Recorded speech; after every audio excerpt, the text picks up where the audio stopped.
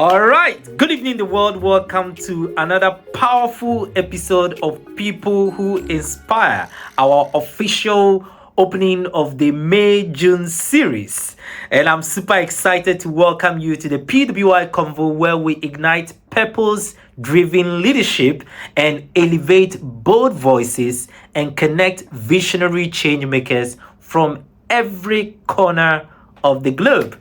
I am your host, Emmanuel Mbansi, and I'm deeply excited about this conversation or the conversation we're about to have.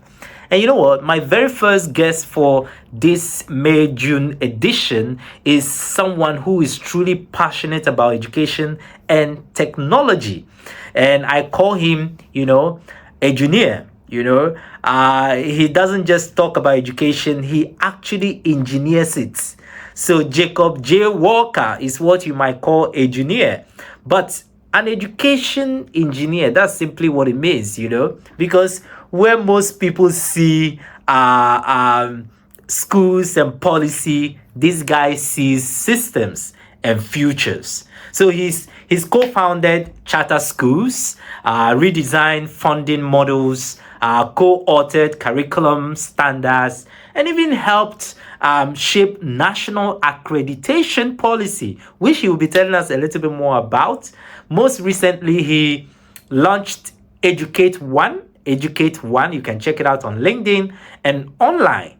A transformative vision for the future of learning built on AI, augmented mentorship, and learner agency is something I'm really, really excited about. And I hope you will have time to also check it out and get to learn a lot about the innovation-driven educational system he has built. Now, drum rolling as we prepare to welcome him. Today's conversation is called Actual Innovation is Almost Here. Actual innovation is almost here. Bringing the future in the present. Let's talk about that. And I know by now, by the end of this dialogue, you will, be thinking very differently about what's possible in education and leadership. And so today, let's officially welcome my dear friend, Mr. Jacob J. Walker, all the way from the United States, joining the PWI evening conversation today. Jacob, you are welcome. Awesome. It's great to be here. Thank you so much for having me. Oh, yeah, I'm ready. I'm more than ready. I am joining from sunny California. I'm up in the foothills, kind of between San Francisco and Tahoe. So it's beautiful up here right now, and so no, it's nice. Although the weather, we really have kind of winter and then like a week of spring, and now we're kind of in our summer already. So it's getting hot. So welcome, Jacob, to the People Who Inspire. We are so glad to have you, and of course, let's start from the very beginning. You described yourself as an engineer. Can you unpack the term for us and what inspired it in the first place? Sure. So the thing about eduneering is too often in education, we really get caught up on teaching. And teaching is important because we have to have a way of transmitting knowledge and skills to learners. But the thing is that it really needs to be about learning. In fact, there's a great cartoon that I want to talk about briefly that kind of illustrates this. And basically, you have these two young kids talking, and one kid says to the other kid, "Hey, I taught my dog to talk." And the other kid goes, "Really?" And he says, "Yeah." And so the other kid goes up to the dog and says, "Hey, Fido, what? Here, say something." And the dog is silent. And that other kid goes back to the first kid and says, "I thought you said you taught your dog to talk." And he said, "I did, but I never said he learned." So, and that's kind of the problem we have, right? We teach, but it's not about the teaching, it's about the learning. So that's what eduneering's about. Eduneering is to change the focus and say, how do we create the whole entire system around the student whether it's in person or online. And there's a lot of things to that. In person, we know that certain temperatures are more optimal than others for learning. And yet we have HVAC systems broken all over the world where that could really help out learning. We know there's ways of having learning through other methods, like the Socratic method, through personal tutoring. So there is so much knowledge we have about how we can teach better. And there's so much knowledge about what needs to be learned compared to what we currently teach. And so the whole part of EducateONE is to bring that together so we could really transform education from the ground up. Although it's kind of interesting, we're starting in the middle with university, but ultimately being a preschool to PhD program. Jacob, of course, you've had an unconventional journey, from exploring museums across the United States as a kid to now launching one of the first ISPs in Placer County to building a charter school for immigrants. How did these chapters shape your core vision for what education should be? Well, let's start when I was about 10 years old, and my parents decided to take me out of school, and we took a trip around the whole entire United States. And my dad, really to his credit, made sure that we stopped at all the historical sites, like Gettysburg for our Civil War, the Kennedy Space Center, the Smithsonian centers. So it was kind of interesting because previous to that trip, I was not considered a smart student. In fact, I almost flunked kindergarten, if you can believe that. But after that trip, because I had grown so interested in the world and had seen so much, that I then became suddenly the smart kid. And that really helped me realize that there is more to our education than just what we get in the classroom, sometimes dramatically more than what we're currently getting in our classroom. It's not like the classroom can't have that, but the classroom doesn't have to be just the classroom. That's part of the problem. So that was my journey there. And then in high school, I had this really great opportunity actually right after high school. A friend of mine had started this thing called an internet service provider, and I had been along with him on that. And at that time, if I had said internet to you or anybody else, most people would say inter what? So we just happened to be at the right time. We could have a bank of modems and hook it up to what's called a T1 line, which is now slower than most high-speed internet. But at the time, it was a way we could connect people, and we were fortunate. We only were able to ride that wave for so long because the big boys finally got in where we couldn't compete. But it was really, it really helped bring me along and set that entrepreneurial fire in me, where it's very hard for me now to be part of a normal organization because my mind wants to go different directions. Wow. But my other question is, how do you think curiosity is the foundation of true innovation? I think of true innovation, curiosity is critical. Although that does have to be paired with other things. Sometimes, believe it or not, I think laziness can be the mother of invention because people want to get things done easier and quicker. And when it comes to education specifically, curiosity is important for some forms of education, but it's really interesting. One of the things we know about language learning, especially for adults, not so much with kids, it's a different story with kids, but adult brains neurologically are not as plastic most of the time. So certain things like especially language learning is more challenging for adults. But when you are entering into a life or death situation, like say you move to another country and you have to survive by learning that new language, your brain will actually physically start to become more plastic again to open up those neural pathways for learning a language that have been basically off limits to you. And so in some kinds of learning, curiosity may not actually be what makes it work best. Now, there's ethics, of course, about trying to make life or death situations for people to learn certain things. So I don't think we would go quite that far. But it is interesting to see that neurologically, different things help different kinds of learning. Competition sometimes helps certain forms of learning, especially skills and things like that. So it's not always curiosity on what is most important for education. And it's really important for the engineer to be able to say, okay, what kind of helps this kind of learning, and what kind of learning do we really need? Because sometimes we do so much learning in our schools that is just kind of stuff we throw away. It's terrible. So I could talk a whole bunch on that too, but I don't know. Okay, now let's move to the next segment, and that would be reimagining education. One line from your bio, Jacob, it really kind of struck me. And that is where you said education is not about teaching, it's about learning, and it's about designing systems that kind of empower real learning. I would like to ask, what do you mean by that?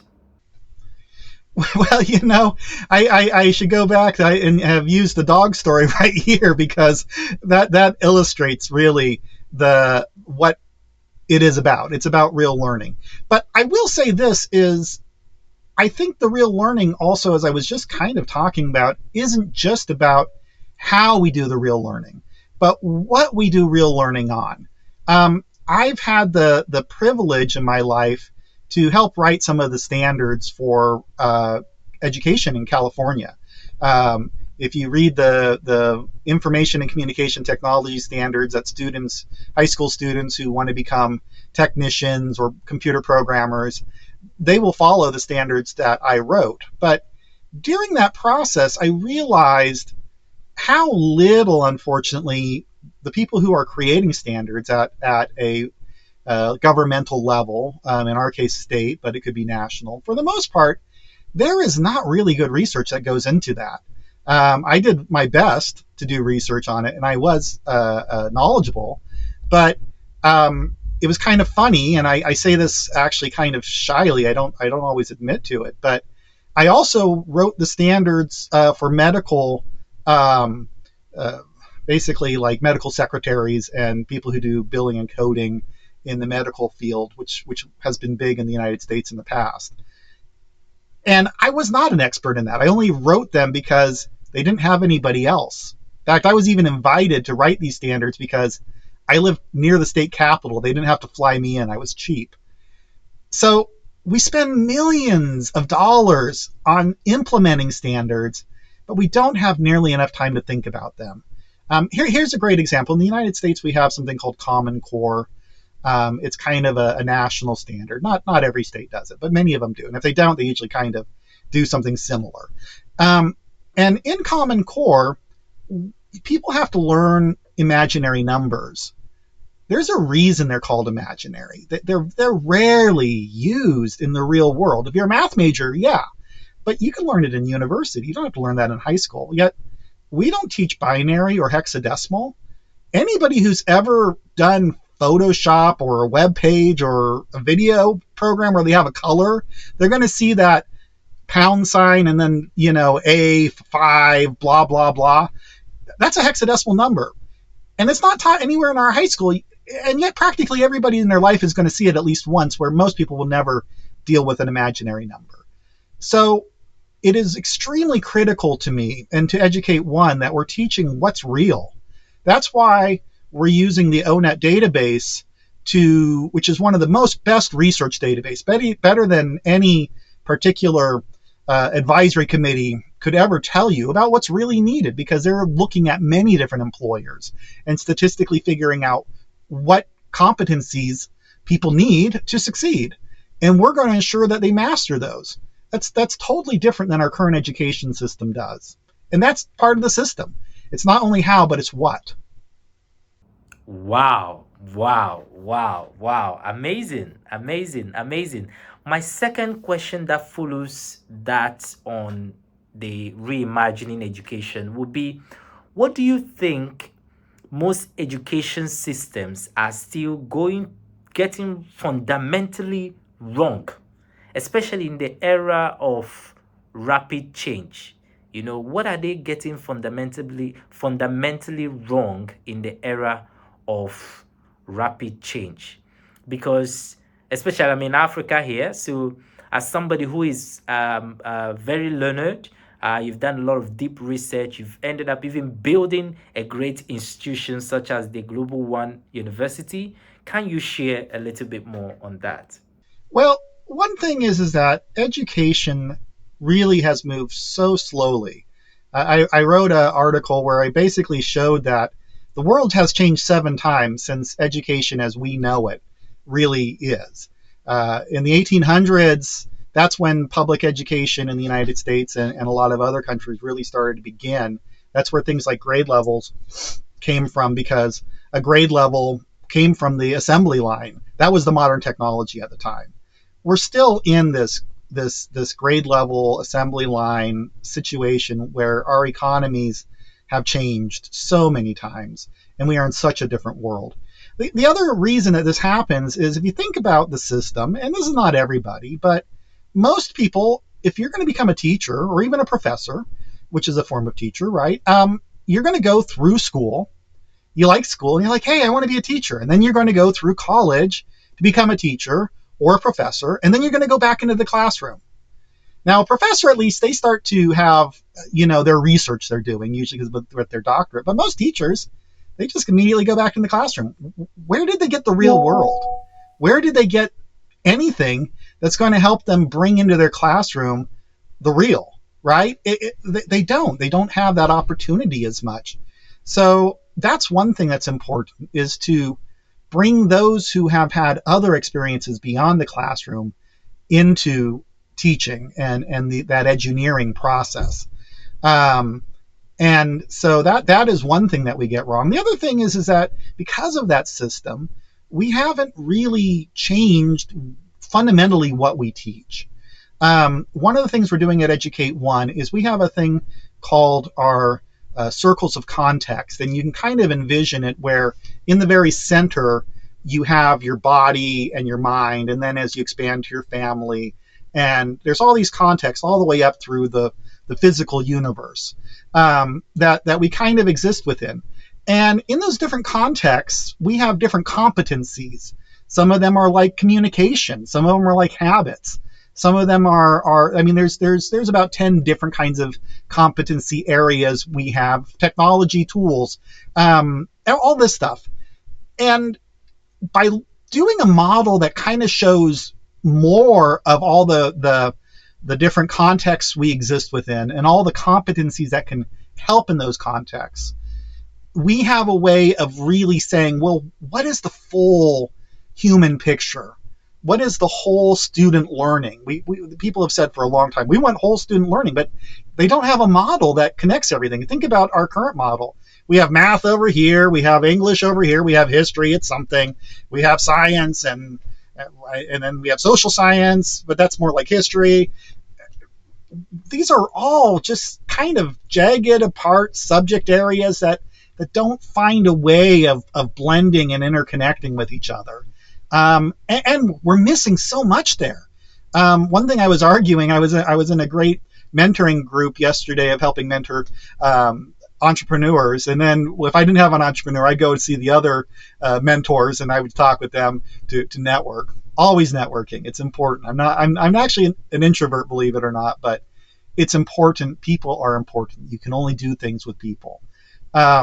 And he's like, well, why are you only focusing on business? You don't even need to have a degree. And I'm like, yes, but I do like, it's important to have, quote unquote, the liberal arts, just not the way we do them.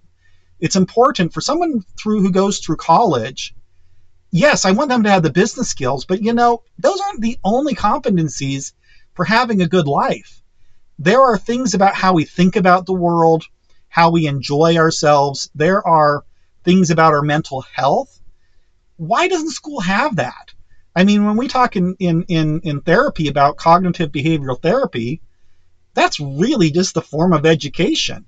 We, again, make these things like they're separate, but education isn't just the classroom.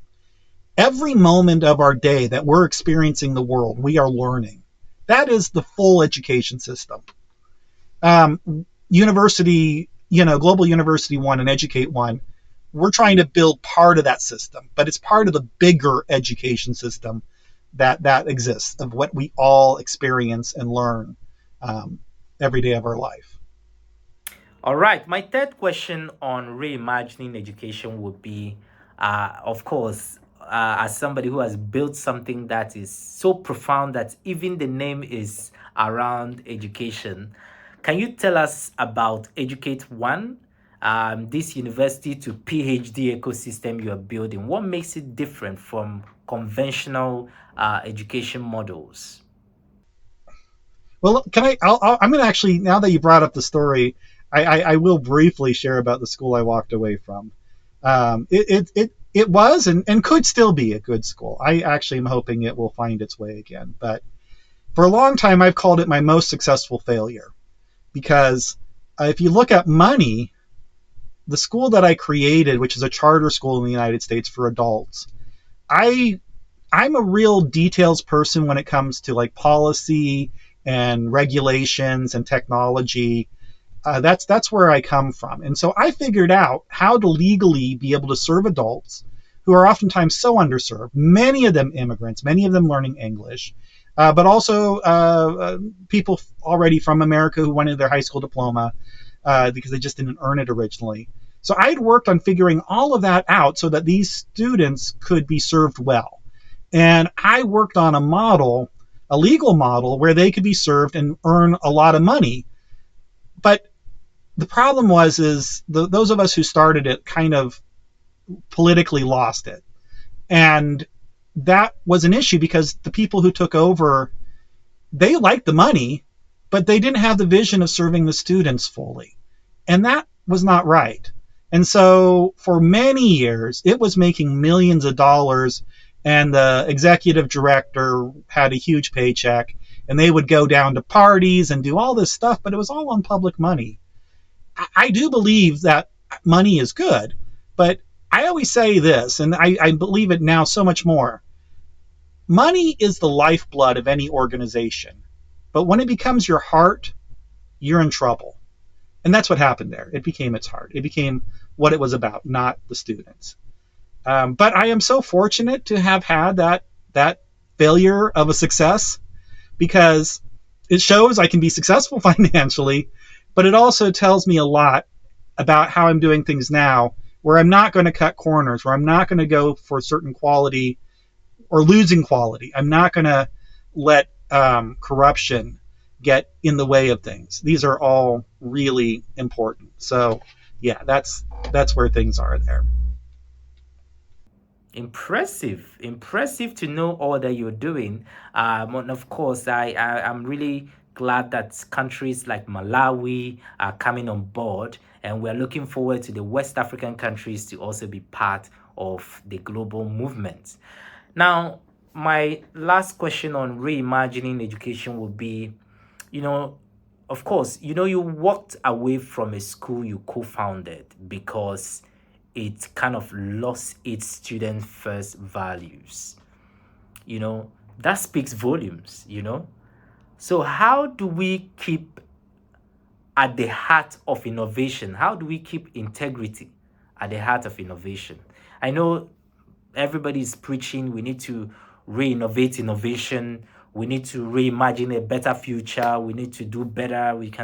How do we still insist that integrity remains a core value whilst we are in a quest for innovation? Well, the thing is that I have dived into AI massively. I previously had taken, after I had left that charter school because of needing to keep my integrity, I dived deeper back into my technology roots. I went through a whole data science program through Microsoft. So I understand AI, and this last year I have dived deeply into prompt engineering. And the thing about it is that there is so much possibility if we use AI the right way. There's also so much danger. It's one reason why I think we have to dive into AI is because I get very concerned that if humanity doesn't hold the reins tightly uh, and hold on for dear life, we may not find ourselves in the greatest spot. But the thing that AI is just right there to do now is to be able to give that personalization in the education at a far lower cost point than previously. So that is a major part of this. I call them GP teachers, like GPT and then teachers combined together, because it's an individual GPT customized through prompt and engineering, maybe some programming, to be able to help facilitate learning a specific lesson. That may be traditional tutoring. That may be more like the Socratic method. One of the things I've even have been working on is like having it being like role playing, like a simulation. For example, this is more for kids, but like I was working on one. If a person wanted to be a firefighter, the first thing GPT says, "Oh yeah, I'll make that simulation," and it sends the student off to a fire. And I told the GPT, no. Firefighters do that only once in a while. Most of the time, they're taking care of their gear. If you're going to have a day in the life of a firefighter, it has to be, okay, you have breakfast with your colleague, your comrades. You're going to go make sure your gear is safe, make sure there's no cracks, right? I mean, you're doing all this preparation.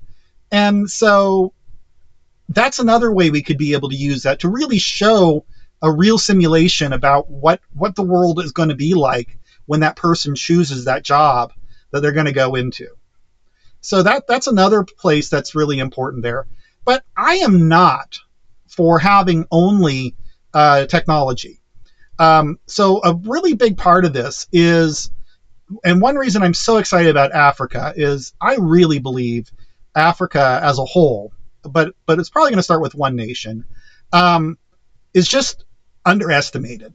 It's just there's so much potential in Africa. There's so many youth who have been learning, who want a different pathway. And in the United States, we still have racism here. I believe it's even gotten worse more recently. And people still misunderstand Africa. They think of villages and huts and things like that. And that's not at all most of Africa. Sure, there are places that are like that, but that's not most of Africa. So one of the things that I'm working on is because of that cost differential, similar to how India was able to really become huge in the economics, the digital economy, because of the cost differential of Africans versus the United States, I think there's an opportunity for Africa to become huge in the AI economy, because no place else is doing that. Now, I'm working with Malawi right now. I love the people I'm working with Malawi. I'm open to working with other African nations. The important part is what I said. They have to have vision. They have to be flexible. So accreditation has to be something that's based upon reality and not outdated models that don't always work. And here's a quick example of why that accreditation piece is so important. This process is going to give full scholarships to an African student, right now a Malawi student. And that student is going to be even paid to tutor the U.S. student. So the U.S. student is funding this. So you're getting U.S. money to fund this, but it's going to help out African students. They're gaining education, experience, and pay at the same time. That's pretty darn good. You know what I'm saying? And it gives that one-on-one teaching with the GP teachers, and the peer-to-peer. But the actual professor will either be a person who's programming those GP teachers, and they're going to earn royalties, so it's fair to them, so they don't just do something and then suddenly are out of work. That's a big potential problem with AI. We need to have it so that our work we do with AI allows us to continue financial income, right? And royalties is one way of doing that. But the professor who's actually overseeing it, they might be overseeing 100 students, right? They might be overseeing 100 of these peer tutors. So their job is more of a coordinator than directly teaching all the time. And some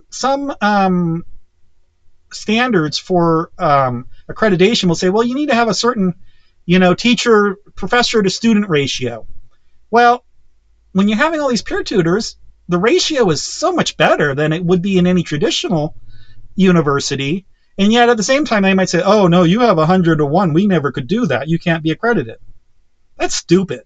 That's old thinking, right? I'm making something that's even better, has more personalization, both through technology and human touch, and yet traditional accreditation would make it look like we're terrible. So this is why it's so important for a country. And I've seen with Malawi, I would love to see this with Ghana. I'd love to see it with any country, where they can have the vision to say, yes, we will work with you, EducateONE, and we will make a pilot accreditation system based upon how you're planning to do this. And we're going to make it outcome based. We're going to see the outcome of accreditation of how many people get jobs, how much money do they make afterwards, how happy are they with their life throughout their lifetime. That's what accreditation should be about. That's what education should be about. And if we can meet those outcomes, then we're doing the quality. And that's really important to me. And that's where I find this is so important, because education has a struggle to change because the models are accredited.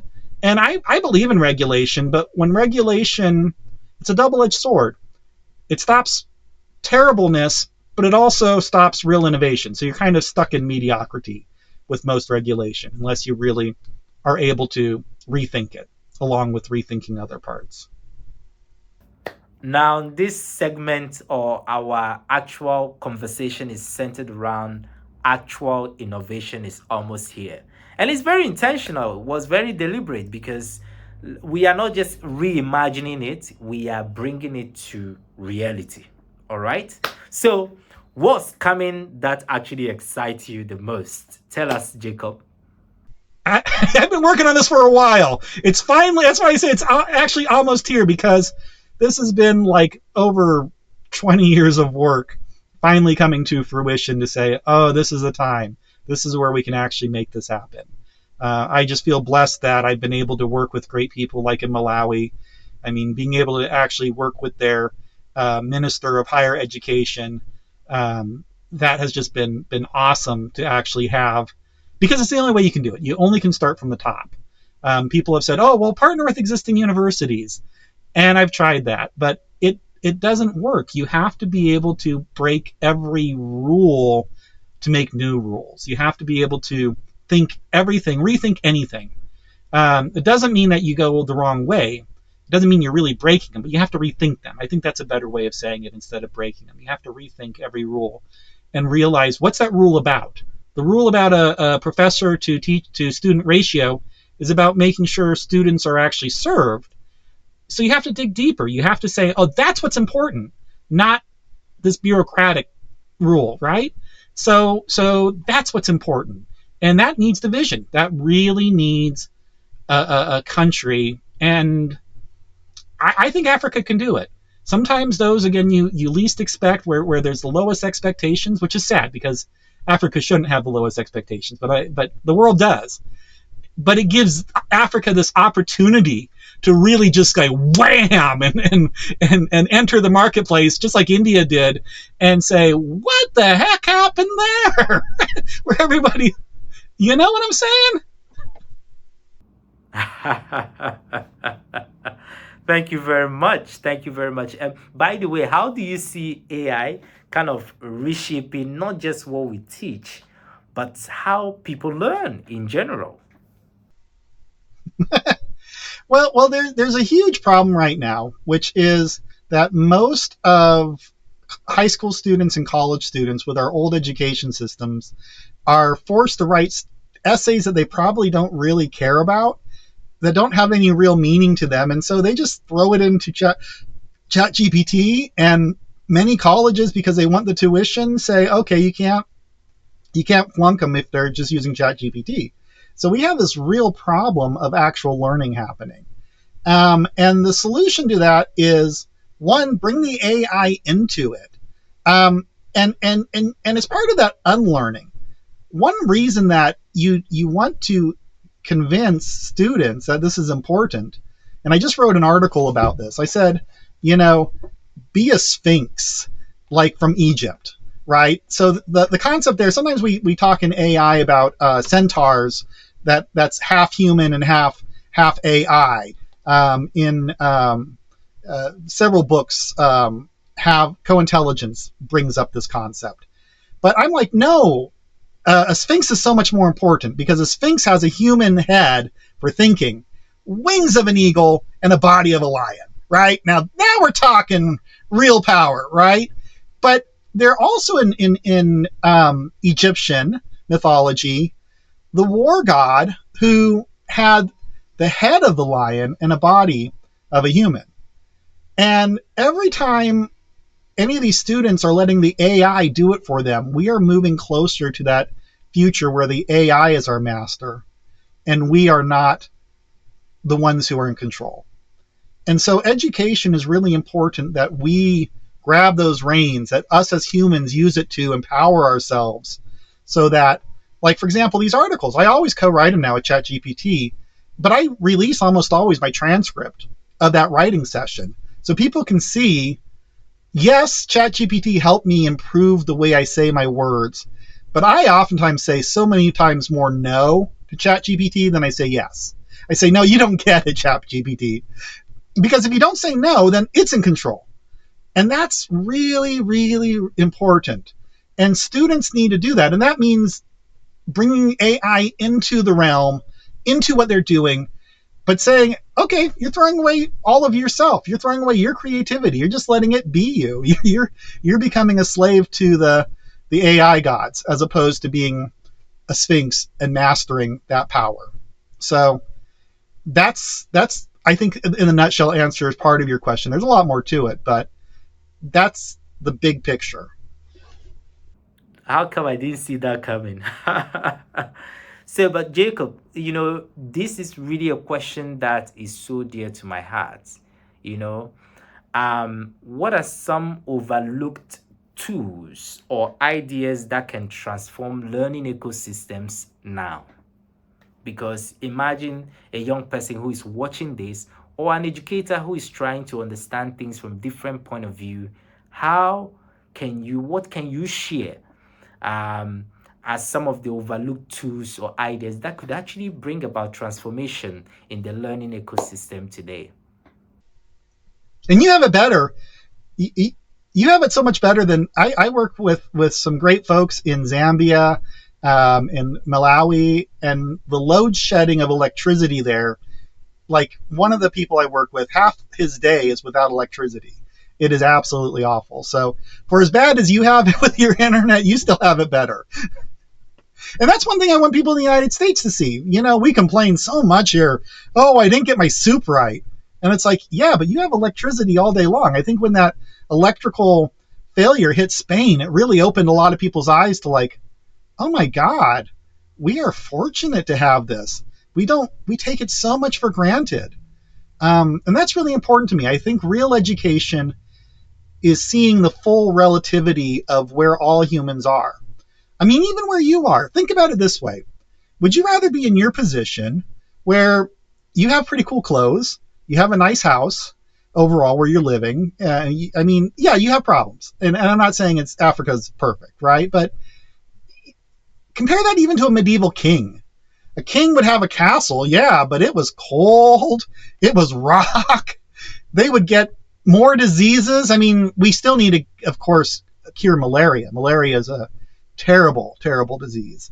But they would die because they would get an infection and they would just, die stupidly.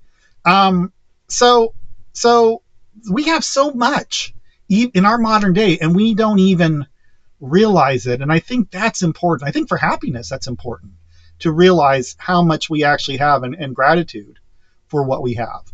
So yeah, I mean, there's a whole bunch of pieces of this, but that's also important. Awesome, awesome. Thank you so much. Thank you so much.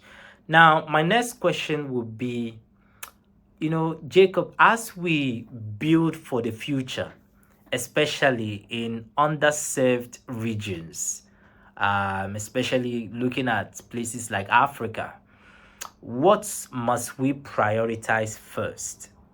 Access, agency, or design? Could you please help us? Well, they all work together. You need to be able to have the design of how you make the education work. And if you are selling intellectual products of some kind, you're in a design process of that.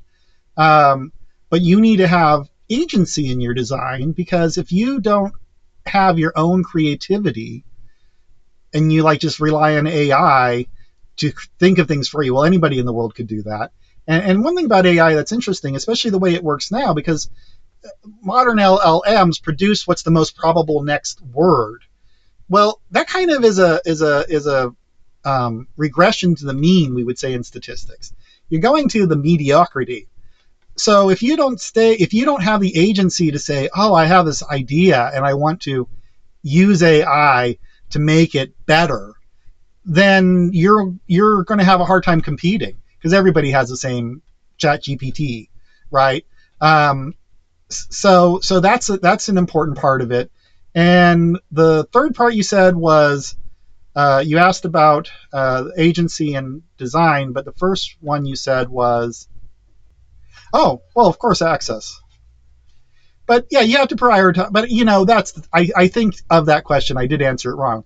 If you can't access any of this stuff, then it's not going to do you any good. But you have to still have it designed already, because what are you going to access? So there was a great model in business in the 90s called the theory of constraints.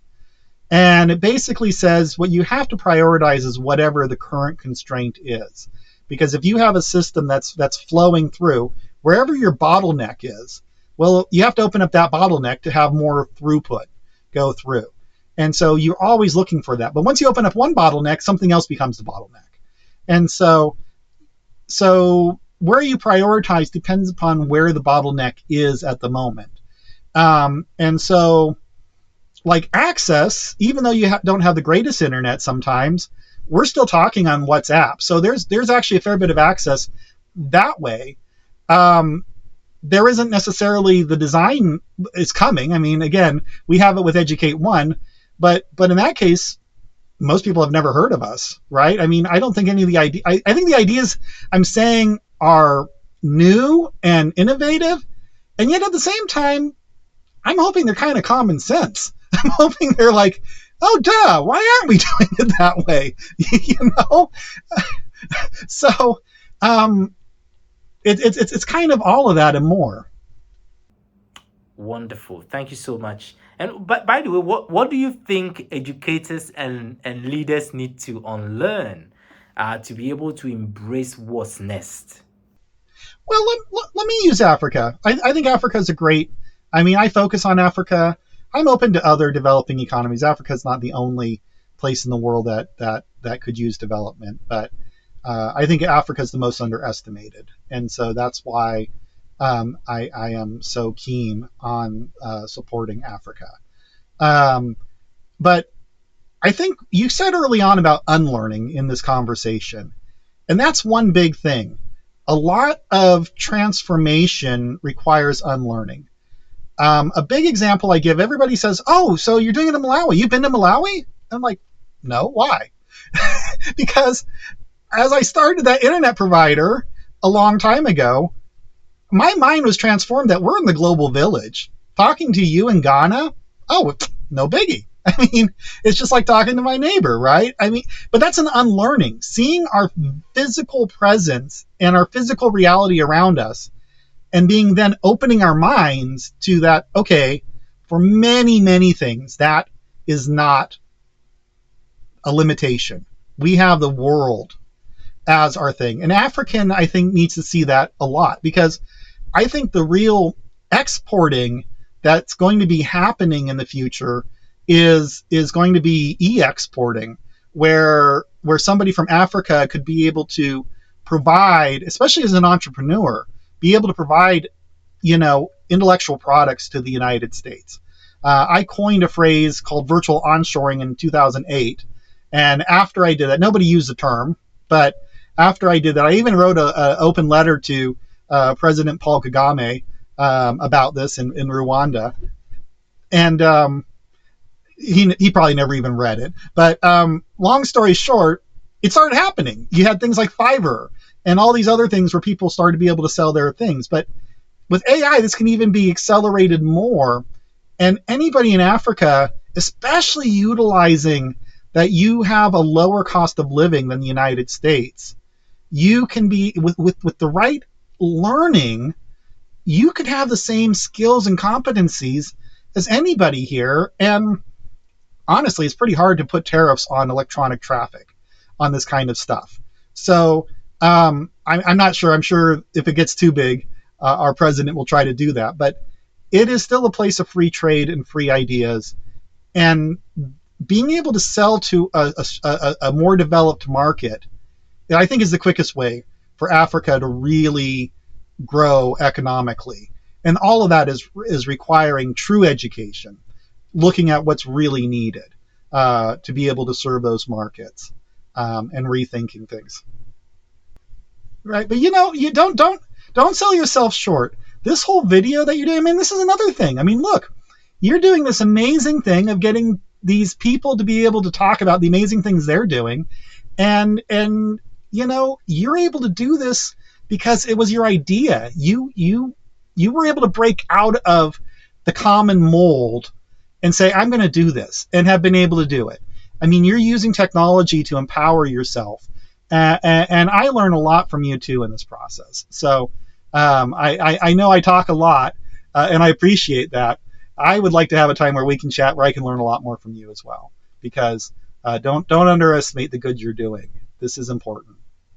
Incredible, incredible, incredible. All right, we always end with what we call the purpose pause, a few rapid fire up, but kind of reflective questions. So I have about, let's say, 4 of them. I'm going to ask about 4 of them, and then we can wrap up our conversation. So now, Jacob, I have asked almost all our guests this particular question just to hear your view also.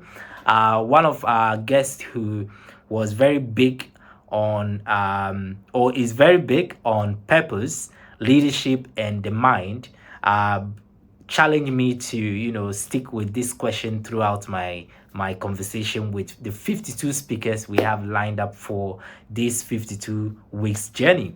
Now, the question is very simple, and it was inspired by one of our speakers called Michael Adote. Michael Adote, a Ghanaian life coach, certified life coach, and the president of Poi Men. Now, the question is, what does purpose mean to you at this stage of your journey? So, one thing that got me here, because my purpose right now is different than somebody else who hasn't been on this journey. So, but what got me to where I am is really a concept that has becoming a little bit more popular, called the adjacent possible. Every time you do something, something else becomes possible. So I want to be thinking about starting a whole education system if I hadn't started a charter school. I wouldn't have thought about starting a charter school if there wasn't both a real need. Sometimes, never let a good crisis goes to waste. So oftentimes it's been in crises where the next adjacent possible has come up because it's forced me into it. And so I think taking advantage of that adjacent possible every time in your life and looking for it, looking for how you can move to something else that inspires you, that brings something greater to your life and to the world. But because I've lived so many different unique experiences, I mean, I don't know anybody else who's written standards for states and been part of accreditation. Although, do I have to say, it's not actually national accreditation, it's called regional accreditation. It's mostly for California and Hawaii and the Pacific Coast. But I've been part of that, which is still huge. Being able to start these schools, that's a really rare thing. And so right now, my purpose, I see, is it's hard to get a job doing that. So I have to build my own way. And for me now, it's like life has given me all of this. Yes, it's been partly how I've taken it. I'm not just like a fatalist, but I've had these opportunities.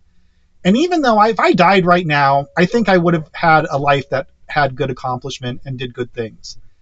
But I will not have fulfilled my possibility, my potential, if I don't make this happen. And so my purpose right now is to try to fulfill the potential that I have been given the opportunity to fulfill.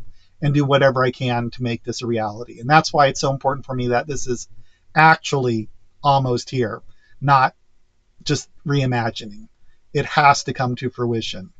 Um, that's my purpose.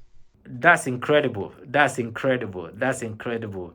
And then also, I know not everybody gets to recommend a book because, of course, you have your preferences. Also, the industry varies. Your belief also contribute to you recommending. So, I don't know if you would love to, but what's one book, habit, or quote that deeply shaped how you lead? Would you like to share any with us?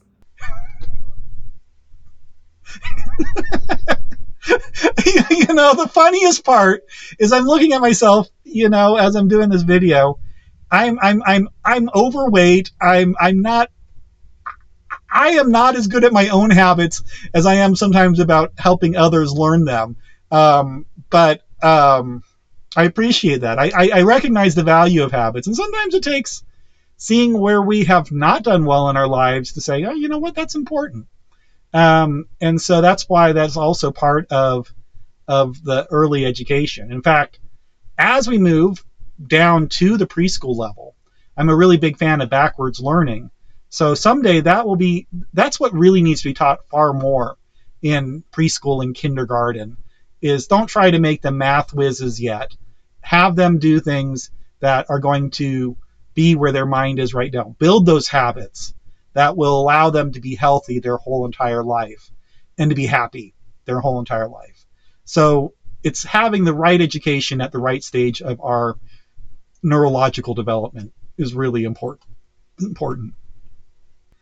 Well, I'm gonna go with there's a whole bunch of them.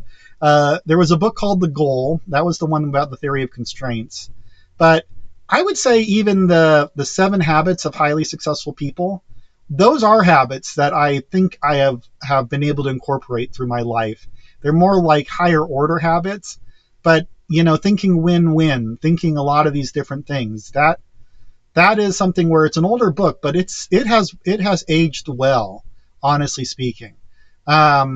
So that is really important. One of the things that's also really important, and it's not so much in a book, but it's something that also is not recognized outside of Africa, but is so important to Africa.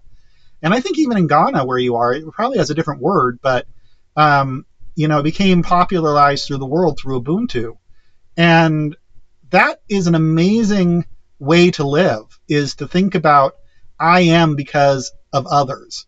And so that's another reason I really appreciate working in Africa, is because there is this deep foundation that comes from a language that's spread throughout all of Africa.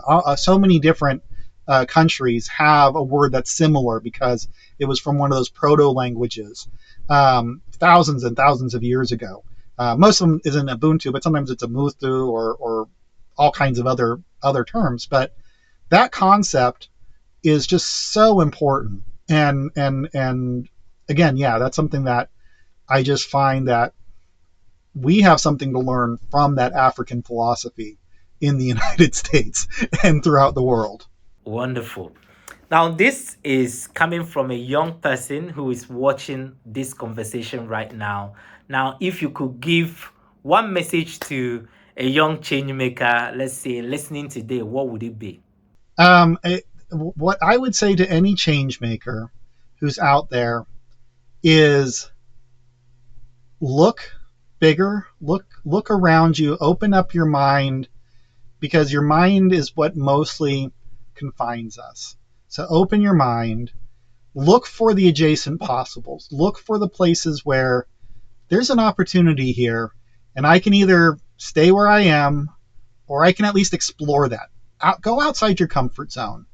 That's really important, and I'm not perfect at that at all, but the more I'm willing to do that, the more that it actually makes a huge difference of getting to where I am and what can be. Those are important. And keep your heart. Don't lose that. Don't lose your love for the world. It is easy to become cynical. There are things I've been through with people, that have lost almost their soul because they started out idealistic and they've just been worn down. You have to still continue to believe that you can make better. You have to stay an optimist. I mean, sometimes it's a realist, but if you just think the world's going to be terrible and you can't do anything about it, you've already lost. At least if you believe that you can make a difference, you have a chance. So don't throw away your agency. Don't throw away your ability. Work to not have cynicism. Work to not have the darkness overtake you. This world right now can seem very dark, but if you look at people like the person who wrote from the camps about the meaning of what was Bickle. I apologize, my aphasia is hitting me here. It's not going to be great for Instagram. But Viktor Frankl, who wrote the can't think of it now. Oh well, I've done so well with my aphasia hitting me, but basically, in the death camps, he found his purpose, his meaning, even in the worst of situations. He was able to find joy, and that is important. We have to hold on to that. We have to hold on to our humanity. No matter what happens with AI or anything else, no matter what happens with people who are taking power and maybe abusing power, we have to hold on to our hope and our ability to make a difference and to know there's a possibility of a better world, and we can work towards that no matter where we are. You can cut out the parts. You can cut out the other parts. Man's Search for Meaning, I think, is the book. Man's Search for Meaning. Awesome, awesome. And finally, what's your one word, or your word to the people who inspire community tuning in from around the world? What would be your short message to all the PWI network members? Well, like I said, I think it's amazing. I mean, having people who inspire, having people who are having an impact on the world, and getting voices that aren't heard. I mean, I'm really glad you appreciate what I'm saying, but my voice is not one that is heard a whole bunch out there. And so getting it out there, that is inspiring. You're inspiring in the sense that, again, you were able to take this on. This is the kind of unlearning. We have to unlearn the limitations we think we have and realize that we have so much more. You are doing it. You have done that open mind of saying, I can talk to Jacob Walker in California. Okay. I can take anybody from the world. These are people who are having an impact, who are inspiring. That's huge. That is huge that you have been able to expand past that. And again, it just goes to show how so many people underestimate what Africans can do. There is so much. Just I every time I meet more people from Africa, I just get more and more inspired myself about, wow, you have a continent of young folks who want the world to be in their hand, and they can have it if we build it. Incredible. Thank you so much, Jacob. Thank you so much, Jacob. Thank you. You know, I will, on behalf of the PWI network, you've not just challenged us to think differently, you've shown us that innovation isn't abstract. It's here to stay. It's human and it's possible. Just like Barack Obama, yes, we can. Yes, we can. And to our audience, if you've been inspired, don't keep it to yourself. Like, comment, and share. And don't forget to subscribe. Subscribe today. Let's keep the fire burning. This is People Who Inspire, and I am Emmanuel Mbansi, reminding you that one inspired life can spark a movement. See you next time, and have a good evening.